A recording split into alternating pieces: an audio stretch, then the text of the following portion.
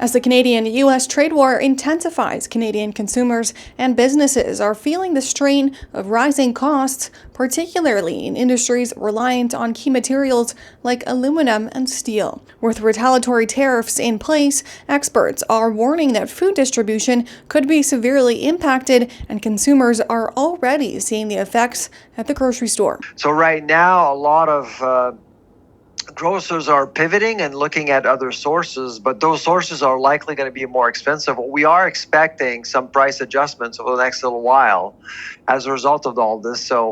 And that's why you're seeing some companies like Loblaw implementing a new policy with a T right next to prices, showing to customers what products were impacted or are going to be impacted by tariffs. However, Charlevoix also pointed out that some products are impacted by tariffs indirectly. If there's a made in Canada product with an American ingredient in it that was actually exposed to tariffs, that product will not have a T.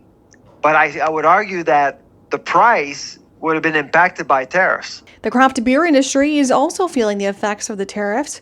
Blair Burdusco, chair of the Canadian Brewers Association, described the situation as a double blow. Burdusco says aluminum used to make cans is now subject to 25% tariffs when shipped to the U.S., and after the cans are manufactured, they face another tariff when crossing back into Canada. So right now, most companies are dealing with two things. One, the uncertainty around trades in general, and two, most companies are actually dealing with a consumer completely rejecting America. With Canada's new Prime Minister Mark Carney being sworn in on Friday, Charlevoix believes things could still shift. We know who's going to be calling the shots, but we don't know what these shots are going to look like. And so it's incredibly difficult to see exactly what kind of counter tariffs, what kind of response Ottawa is going to be preparing under a new Prime Minister. For Castanet News, I'm Madison Reeve in Kelowna.